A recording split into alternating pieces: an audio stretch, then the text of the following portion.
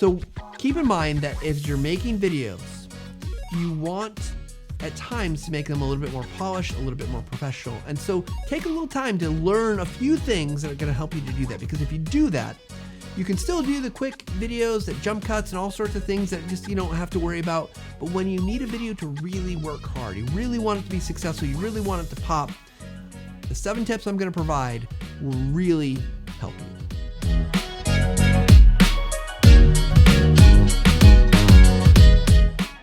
Good morning, good evening, good afternoon, wherever you are and wherever you're watching from. My name is Matt Pierce. I'm the host of the Visual Lounge, where we talk about using images and video in the workplace. So today, we are going to be helping you to level up. We talk a lot about leveling up at the end of the show and how we hope you do it. But today, we're going to be talking about leveling up with a video a little bit, because I found that there's some really simple tricks out there that you can do that can really help your video to look a little bit more polished. Now, this is not to say you need to use these all the times or that these are the end all be all of video editing, but these are a few tips that I think can be valuable for you to know about. I will be showing some stuff, so if you're listening to the audio podcast, you may want to hop over to YouTube. However, I'm going to talk through it. It should be easy enough to follow along without actually going to see these things. Although, as we click around and show a few things off, you might want to check those out. But before I do that, before I jump into today, I just want to give a shout out. We don't do a lot of shout outs on the show. Would love to hear from you if you got some comments, feedback, of course. I wanted to shout out to Jill and her students that are listening to the Visual Lounge. Thank you so much for tuning in. Really appreciate you just being a listener, and it helps us, if you want to really help us out, send me some feedback. Send us a review on Apple Podcasts or wherever you listen to your podcasts, or on YouTube. Hit the thumbs up, all that good stuff. So, okay, with that said and out of the way, we're going to dive in. There's no guest today. It's just me, so hold on tight. So we're going to be talking about 7 different techniques to help you just to polish up your video a little bit. Now, I'm not going to try to explain these in great depth or go into such fine detail as a how-to step-by-step, but I do want to give you a sense of what you can do to make your videos look a little bit better, a little bit cleaner, and just give it a little extra something, especially when you need it. And the first one on this list is simply to skip the jump cut. Now, jump cuts are a little bit controversial. If you don't know what a jump cut is, it's where you have basically the video looks like you're just like kind of max headroom jumping around a little bit. Like you've just cut out parts. You haven't tried to make it look so it fits together. There's no continuity there. Your head might be looking to the left, and then, it looks like all of a sudden you're looking straight ahead or to the right or something. So jump cuts have become a lot more popular because of YouTube. They've become a lot more acceptable. I actually don't mind jump cuts. So if you're a video editor saying like, oh, I never do jump cuts, that's fine. Or if you're like, I always do jump cuts, as long as it works for your purpose, for your audience. But there's an occasion when you maybe don't want that aesthetic, you want to clean it up a little bit. So let's go ahead and look at what you can do. It's actually very, very simple. So a couple options. The first and easiest option is if you have one camera, you're only recording one camera, and you have something that, you're just looking at the screen. If you're editing at a different size, so let's say you're recording 1920 by 1080, you're editing your video at 1280 by 720, you could do this. Or if you're recording at 4K and editing at 1920, those sizes, you're recording bigger, but you're editing at a smaller size. This works really well, because what you can do is simply, instead of having the jump cut, on the next cut, so you got your normal, like I'm just like talking to you today, and then you're gonna cut some stuff out, and then whatever's next, especially if it's you on camera, just make your video a little larger. So if I'm looking at the example here, you can see I just did here. You can see there I am, and then it pushes in. This is what we'd call push in. Now, if you have the luxury of having 2 cameras, you could have one camera set up that kind of mid shot, maybe mid section up, or maybe a little even wider than that. You could have a second camera that's maybe a lot tighter. Maybe it's kind of just below the shoulders and up. So what you want to be thinking about is like, how do you have this look so it doesn't just like you miss something, but what happens when you change the size of the second video clip, it actually looks like you've moved the camera closer. And the reason that's good is because then it gets rid of a bit of this jump. So it doesn't look as jumpy. It looks like you were very purposeful. Now, you could have cut out a lot of information or little information, or maybe even you cut out no information, but it just gives it a little variance. The good thing about this, I think, from a kind of psychological, kind of cognitive reasoning, is it change, right? You got something that's changing on screen. As you change, people are more likely to pay attention. It's drawing the eye. So that can be a good thing. And it's really simple. Just change the size of the video that you're editing, make it a little bigger. Now, the trick here is if you're recording at like 1920 by 1080, and that hopefully that size means something to you. It's very standard size, very standard recording size, editing size.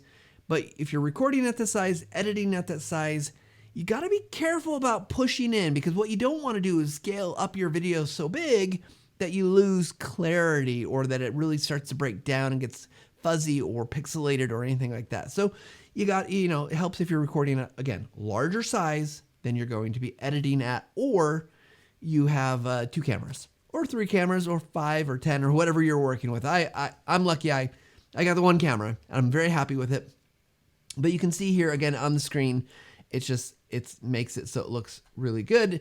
Now, what you do, if once you push in, you have that kind of push in that you've edited it, you do want to think about when it's going to come back out. You might not want to hold up on that close up for too long. And again, you can be very purposeful about that. It could be another cut, something else that you've removed, or you could just cut and change it back.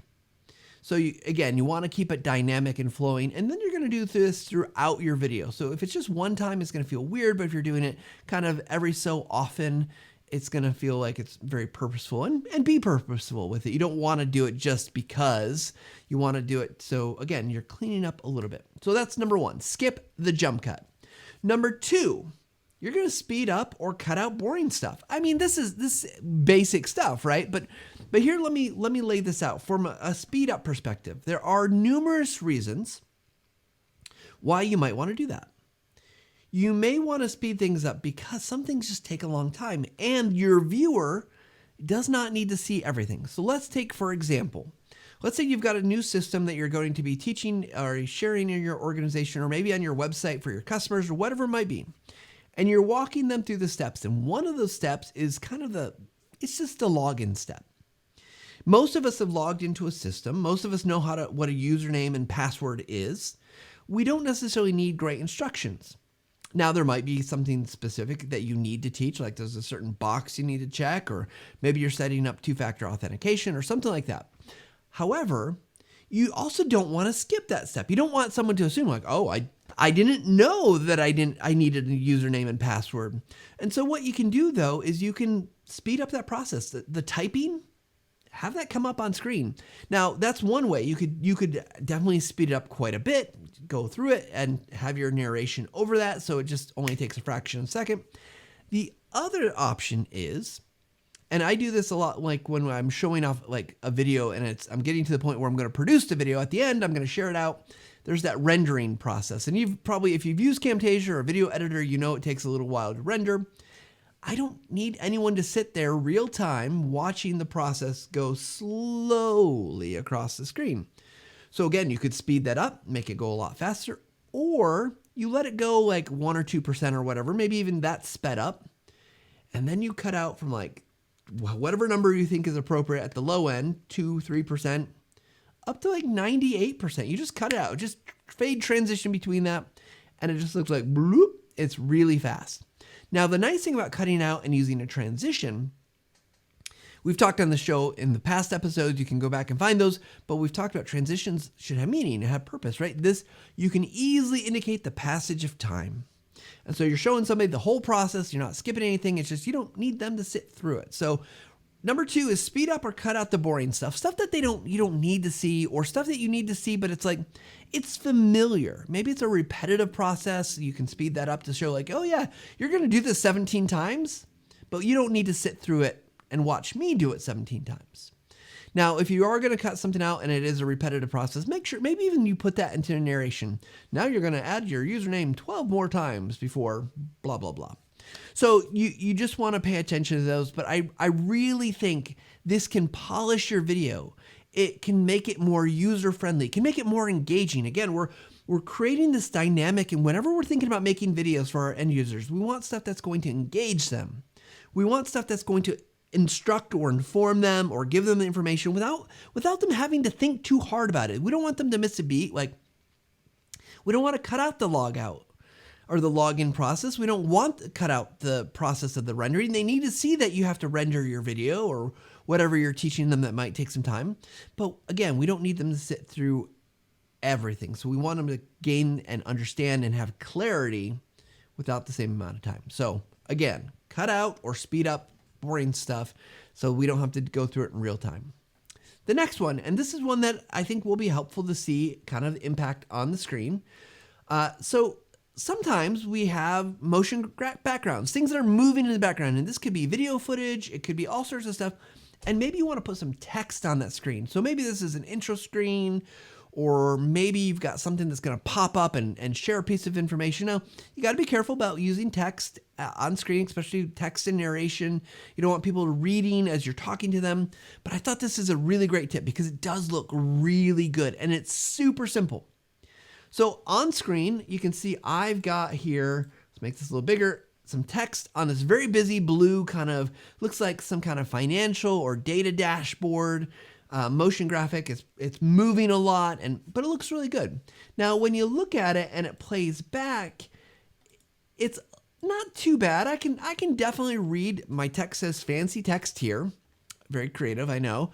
But it doesn't really pop off the screen. And I think when you got text on the screen, especially if it's a primary focus, you want it to pop. So you want to be thinking, how do I get this image, this text to pop away from the image? There's lots of things you could do. You could give it a shadow. You could add layer text, kind of text layers. So like it looks like you've got, different kind of text things happen. So it's coming off the screen, but that you can do all that stuff. But here's a very simple thing you can do. And I'm going to play this here. And basically what I've done is I've added a animation where I'm just as an example here. You don't have to use an animation with this. I would just set the opacity here. I'm going to basically lower the opacity of my video and the text is going to just pop right off it. Now, what you're going to want to look at with your video is what is the video? What is it showing? What type of things are on there and how much you need to play with the opacity? In this case, I'm going to go from it's fully viewable 100% down to 50% opacity. So it's pretty transparent. Not disappearing off the screen. You can still see everything that's going on. But when we get into that text, once we've brought down the transparency level, the text stands out so much more. And you don't lose a lot of the context of the background. It still looks really good. Now, every circumstance, every situation, every video that you use that you might have this motion background, or if it's film, video footage that you've shot, you're going to have to play with it and adjust how much transparency do you add. Do you want it more or less? Now, that is one option. And I think this is actually by far one of the simplest options because it just worked. But if you're feeling like you've already got some things layered up and it's not showing correctly, here's another trick that you can do. Take a graphic. So for instance, if you are in something like Camtasia, you could take an annotation and basically you're going to take a square. You can do this in lots of programs. So it's not just about Camtasia. And basically with that square, what you want to do is you're going to put it over the entire screen of your video. Now the layer that it's on is going to matter because you're going to want to make sure your text is on the top layer. And I'll adjust that on my screen in just a second. Now you could use white, you could use black, you could use any color that you want. In this case, because I have white text, and I'm just making this simple, I am going to put just a very simple black square gradient on top of my graphic here. Now I'm going to remove the transparency because I don't want that. But now if I have text, then a layer of a black square covering everything, and then the graphic, the black blocks out the graphic. So again, we're going to use the opacity here, and I'm going to bring down quite a bit the opacity of that black square. And so now I can play with how much or how little does it cover up or change. And then you can change the color of that square, to see like, well, what happens if I make it a different color? Red or green or blue or yellow or whatever brand color probably that you've got it or want to fit with. And you can see all of a sudden it can really change. Now I just added a type of yellow and it looks with the blue because the video was already blue, yellow and blue together looks like a kind of a brown. Probably not what I want to do. So you do definitely want to look at this and see like, hey, what actually works here? What looks good? What doesn't look good? and just then adjust according to your needs and your purpose. So pretty easy though, right? Make text pop on the screen though. Do something to bring the text. And if you don't want to cover the whole screen, maybe you put just a little square behind the text. So again, you want your text to jump out, because if I'm struggling to read your text, it's going to be very difficult for me to pay attention. Now it said you should probably be limiting the amount of text that you have. Okay, let's move on to our next tip here for editing videos and getting more polished. Number 4, bringing still images to life. Now, there are a lot of options here. I'm going to refer you to something so you can Google this on your own term. Maybe you've heard it, maybe you've not. It's called the Ken Burns effect. Ken Burns is a documentary filmmaker, and he has literally an effect named after him. And if you ever watched a Ken Burns documentary, you'll know the effect I'm talking about. So Ken Burns, he's made about Civil War, about baseball, about various other kind of events and things that have happened in the world. With those older events, there is no video footage. So he's making video documentaries about things that do not have video footage, which makes it really quite awkward, because what are you going to show? It's just going to be people like experts on the screen? Yeah, sure, you can show them. Is he going to just have text up on the screen?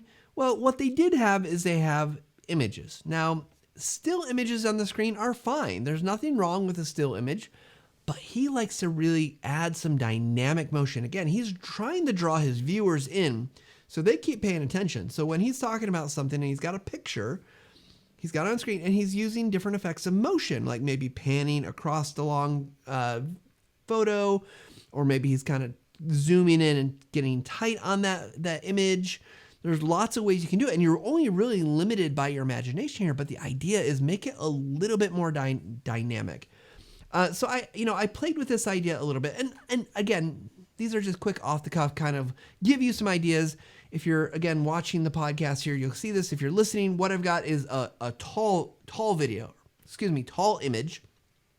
It looks like a person in some type of maybe coffee shop or in a lobby someplace, and they're sitting there listening to music, working on a laptop.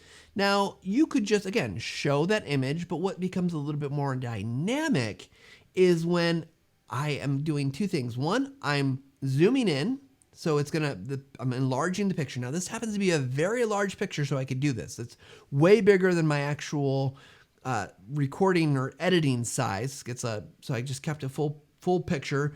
Got it small, and I'm zooming out. Not real small, it's still filling the screen, but zooming in. And as I zoom in, I'm slowly bringing the person into view. And I'm not showing most of the context of the photo. I could, if I thought that was important. In this case, you can imagine we're telling a story about something, about a place, and you're bringing into the zoom, like how important it is to be able to have headphones in your environment, or whatever it might be, whatever it is that's important to you.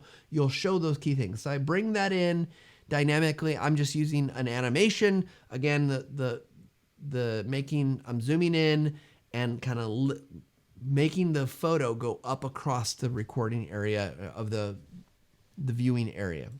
Now, another instance that you could do is I'm actually going to use another animation, and I start with the photo completely off screen this time, and it's coming in from the side, and as it comes in, it's going to enlarge. So it kind of looks like it's growing. This might work. If you had a specific thing, you might look cool if it's sliding across, maybe showing you an area.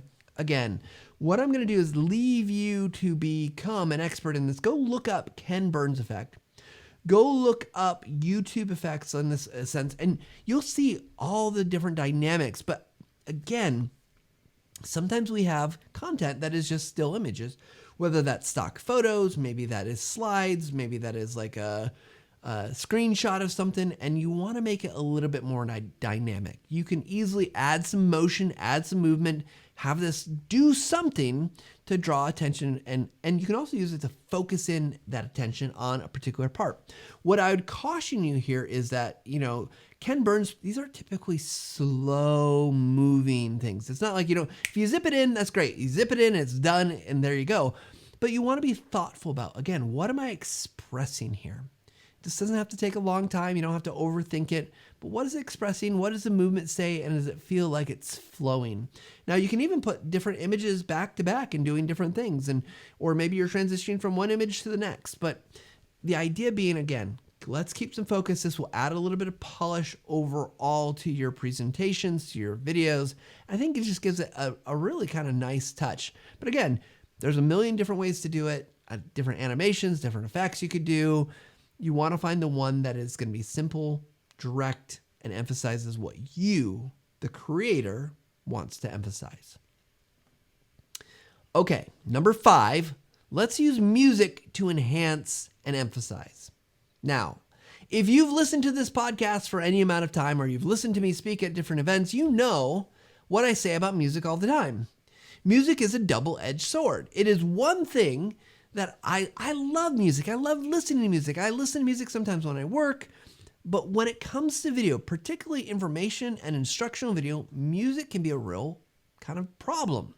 And the reason it can be a problem is because if you want someone to pay attention and there's music playing, well, you might be causing them to be distracted. And once they're distracted, they're not getting the information or the instruction that you want to give them. So you have to be really mindful about what you're doing with this. So a couple things. First of all, if you're going to use music, make sure it's appropriate and fits with the tone, the mood, whatever it is that you're trying to convey. 2, maybe don't use music throughout your entire presentation or video. Maybe what you want to use is use music at the beginning and at the end, or as a transition point. This will allow you to use it as to an effect versus trying to always compete with it.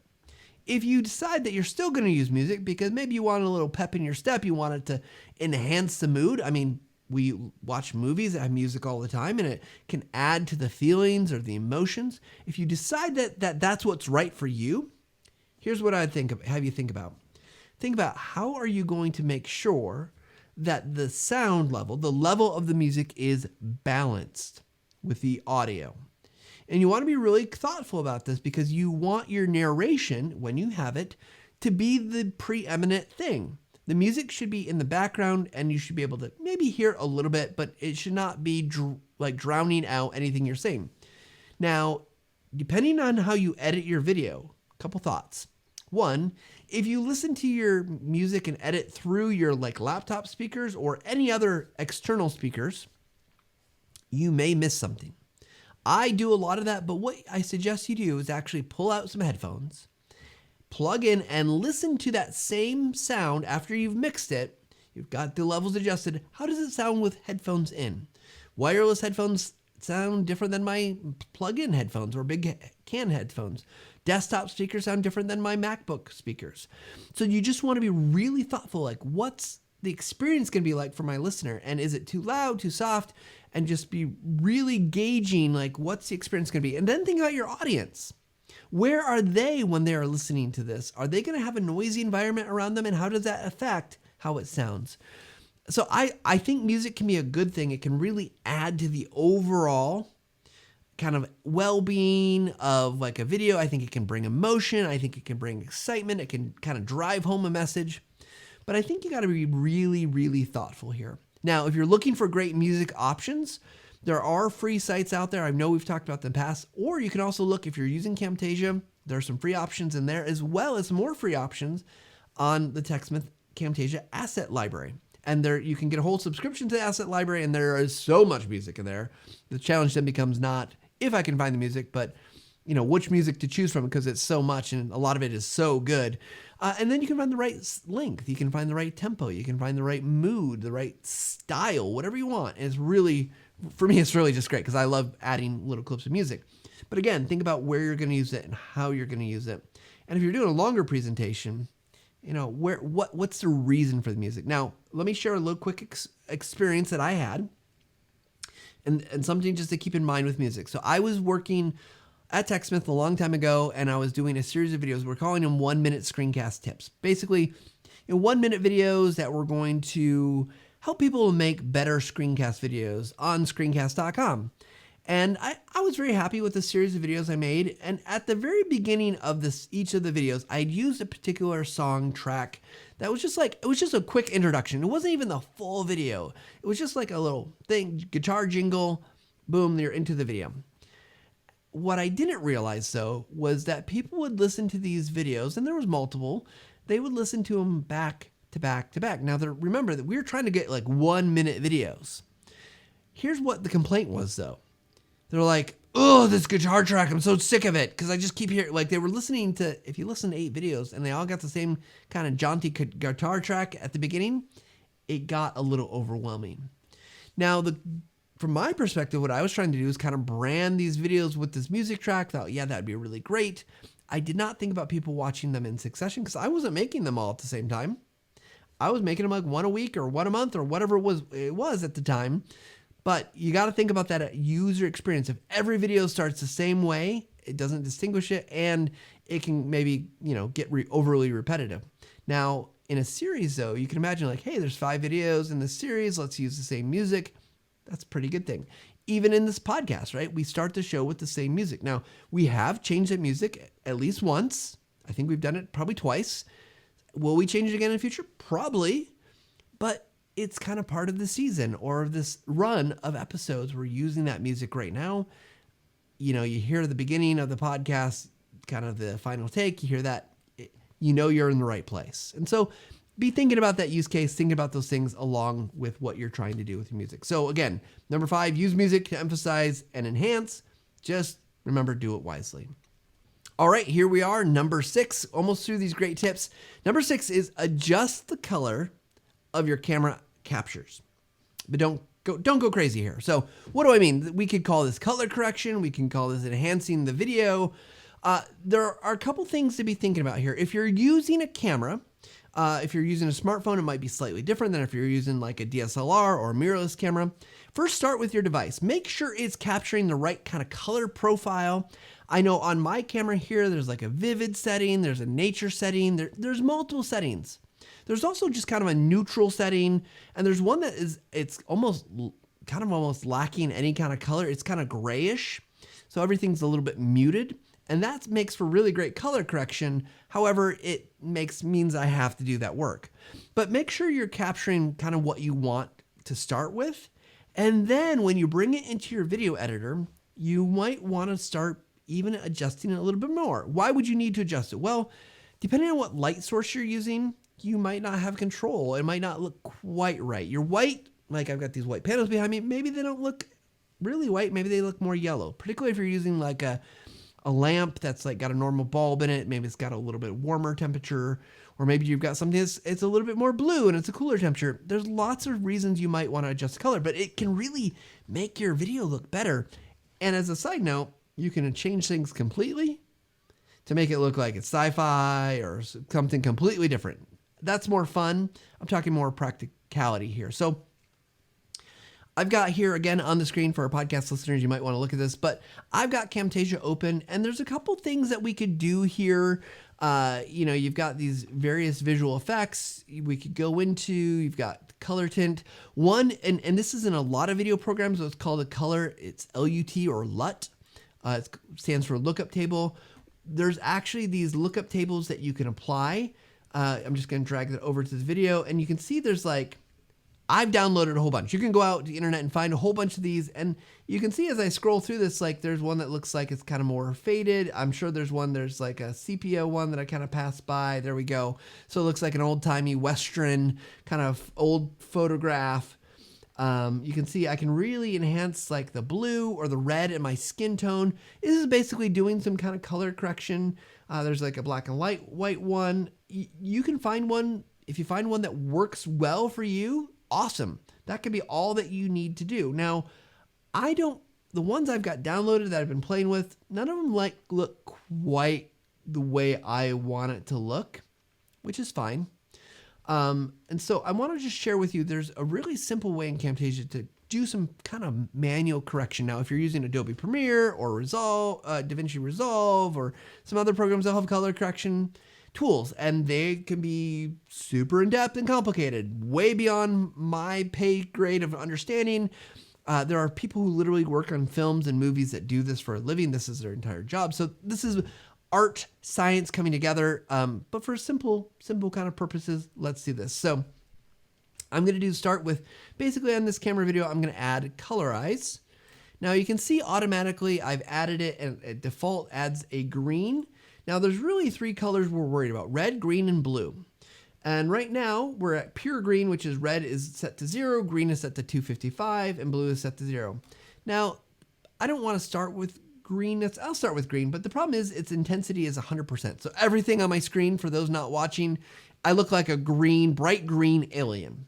But I'm going to bring the intensity down, and I'm going to just keep bringing it down until I start to think it looks pretty good. I can even go all the way to 0 and see what that looks like.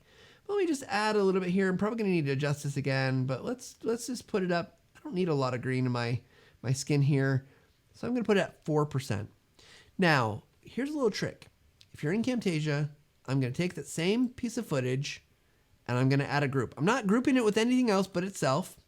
And now what that's going to allow me to do is I can drag colorize again. And in this time, I don't want to change the green. Let's change the blue.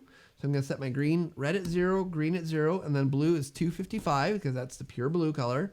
Again, the intensity is way, way, way, way, way too much. And I'm going to bring this down. And this is where the art comes in. I'm just going to adjust this to see, hey, what looks good. And I have a reddish skin color.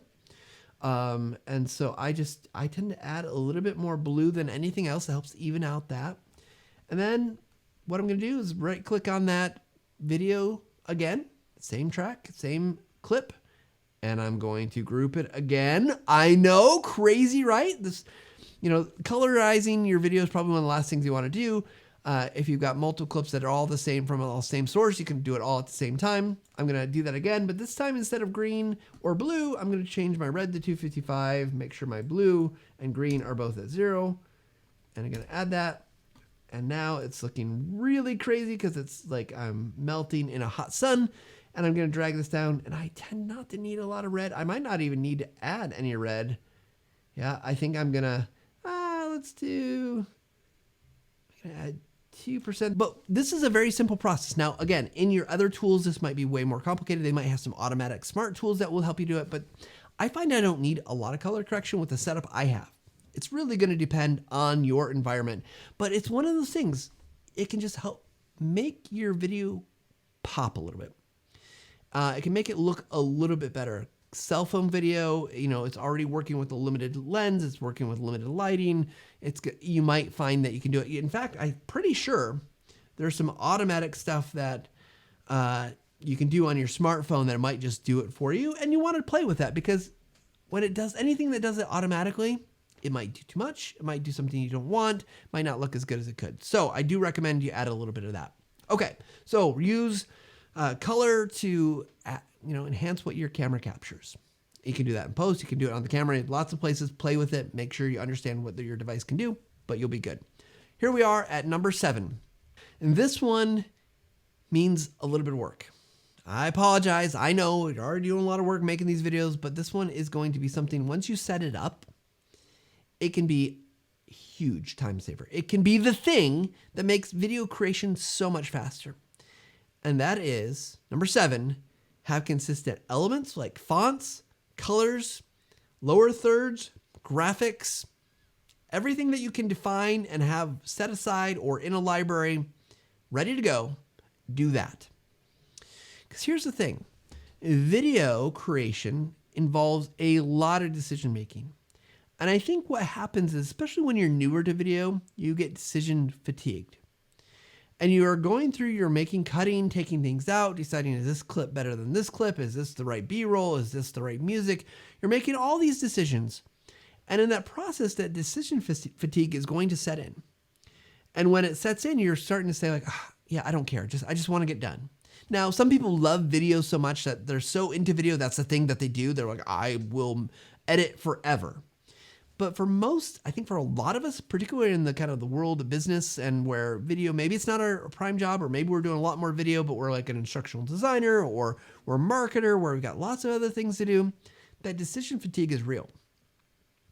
But all of a sudden when you have I have a font for titles, a font for lower thirds or whatever, probably just one font is good, maybe 2, right? Once you've got that decided, my videos use these fonts, you don't have to make the decision anymore. Just apply it.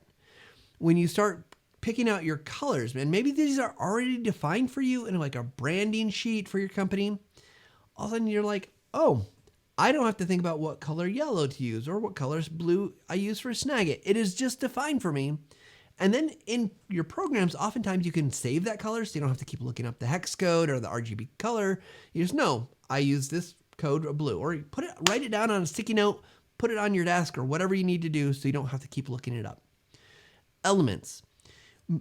We often think we need to recreate every video to be unique and amazing and it's never been done before.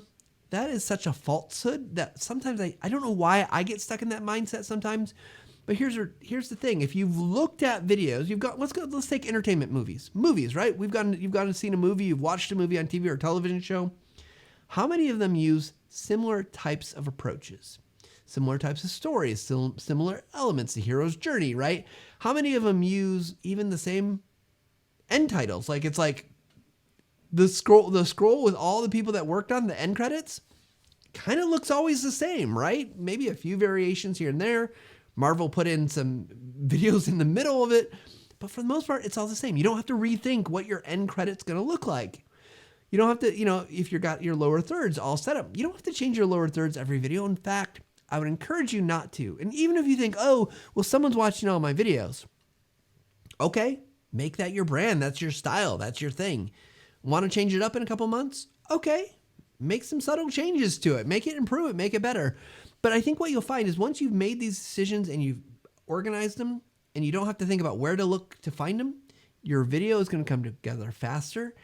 And because you're learning how to use those better and better every single time, it's going to look better, right? Like, how should this come in? I'm actually a huge fan of using templates now. So for this podcast, what I'm going to do is once I'm done recording this, I'm going to drop this into my template. I've got a template that's got my intro, it's got my music, it's got my exit music, it's got all these little bits and pieces that I need. My tracks are even labeled so I know which is the camera video, which is audio for me, for my guests. I'm just going to drop it in there and it's going to be done. And then I just got to do the little bit of work that I need to do to clean it up and edit it and that stuff. But I don't have to think about that. I don't have to think about what music is going to be. I might have to adjust it based on the length of my kind of the opening. I may have to adjust the ending a little bit to make sure it's in the right spot.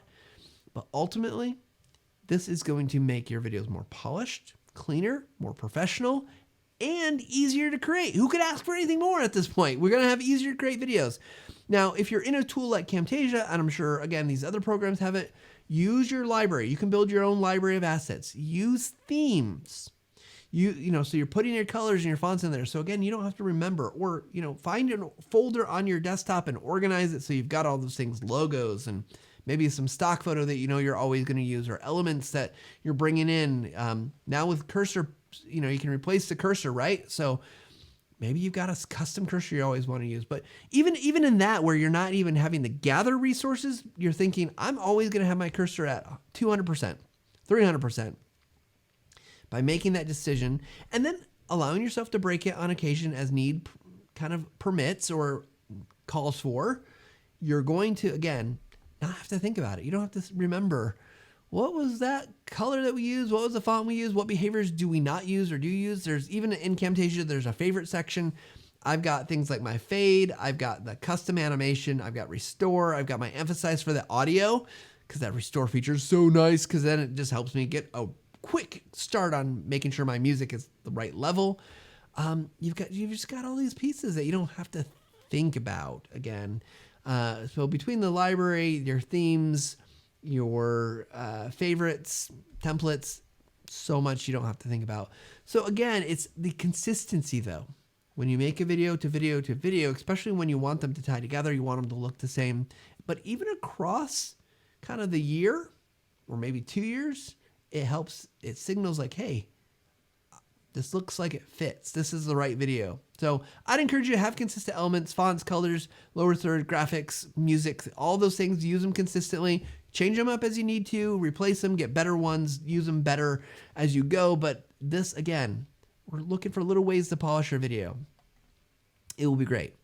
Okay, so there are, in recap, let's go through these again just because I want to make sure we're ending on a good note. Number one, skip the jump cut.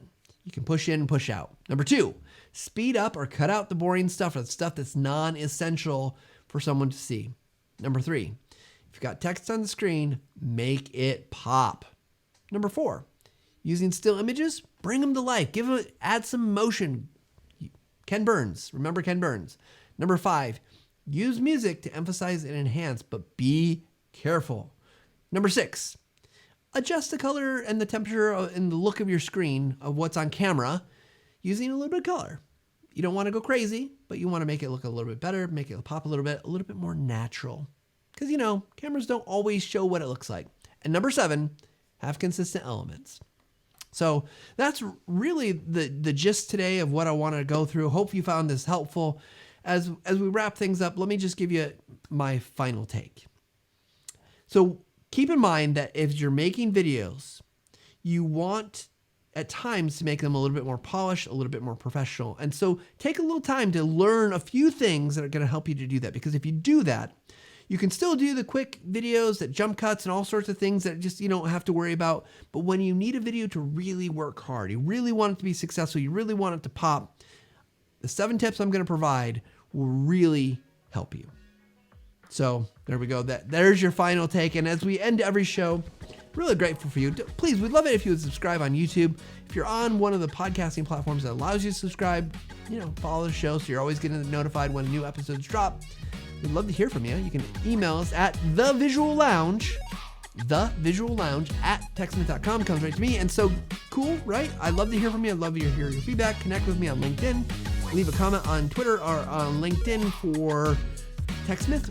It all comes back to me so I can read it. I'd love to hear from you. Good, bad, suggestions for guest shows, all that stuff. So let me know what you'd like to hear about. And as we wrap up, I hope this helps you take a little time to level up your video game every single day. Thanks, everybody.